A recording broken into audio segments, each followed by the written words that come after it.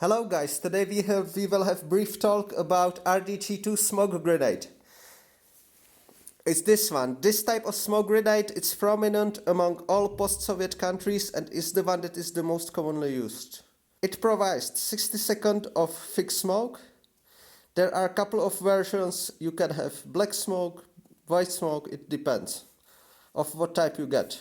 We can see the cartoon body and a small dimple on top. This is for you to recognize when it's dark, when you can't see, what type of ornament you have in your hand. This is the same for the flares, okay? This is 40mm flare. And here you can see it's like half moon on top of it. Now you can see.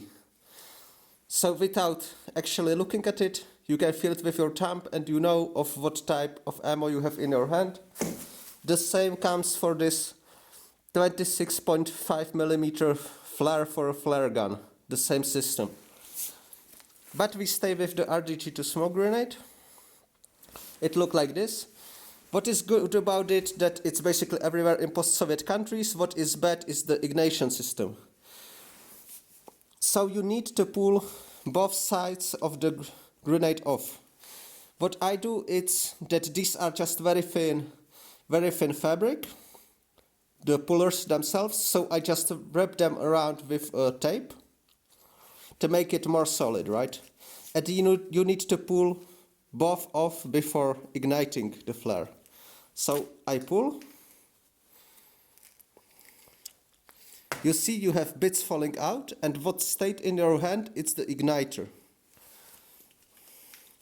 I pull off the other side.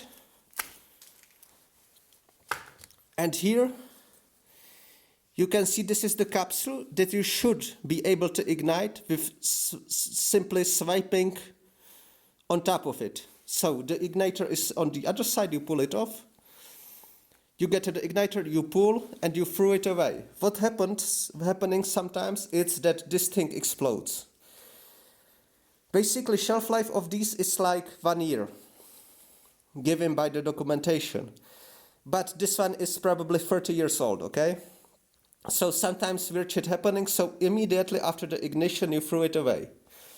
The most common problem is that this thing just doesn't work. So what I do, that I will show you in a second, is that I always tape a basic lighter on the body of the smoke grenade. So, as I mentioned, I don't want get the smoke grenade itself getting moist too much, right? So, I tape all the pullers together, as I mentioned, and I put the smoke grenade into some thin plastic bag. Usually 2 of them, 1 from each side. This type of bag just because I can pull and rip it open fast, right? I really not overly complicated. I tape the bag so it's somewhat sealed. And now the most important part. I take a basic lighter. And it's for the ignition system if it fails. So while I'm fastly pulling away the plastic bag, first I rip off the lighter and keep it in my hand. Now I fix the lighters. I have 1 lighter on each that I carry actually. And I just attach the bottom of it. Okay? Just like so. It takes basically no effort to rip it off. So that's how I prepare my smoke grenades. Size of this smoke grenade, it's actually very big, but it fits perfectly into double AK magazine pouch. So that's also where I store mine. I just store those in the usual Smerch system magazine pocket.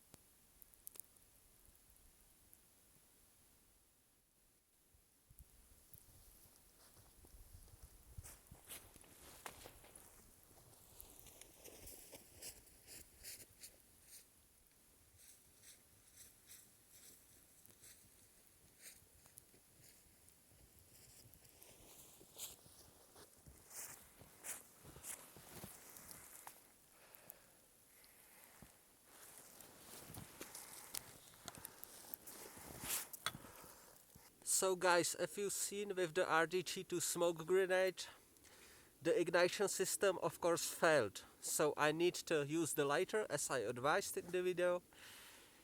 Then why there was such a delay between firing it up and when the smoke grenade start producing the smoke?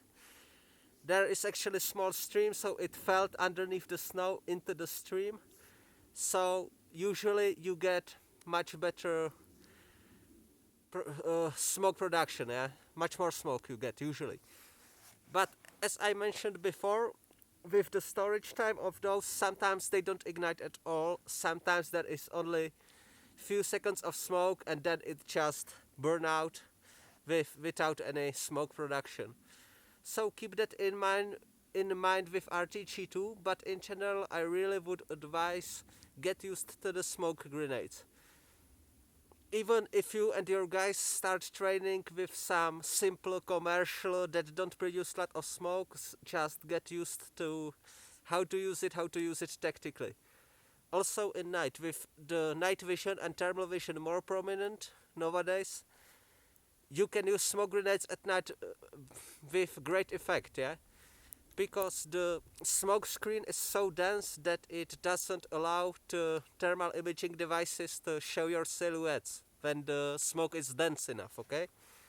Of course, in cities, crossing the streets under fire, stuff like this, that's where the smoke grenades really shine and that's what they are meant for. And of course also the extraction of the wounded from the red zone also. So many people invest in their kit, in their rifles, buying thousands upon thousands of rounds, but buy few dozens of smoke grenades and learn how to use them because it's fun. It's relatively easy, it's nothing complicated. You can find millions of uses, of tactical uses. So yeah, get out and train.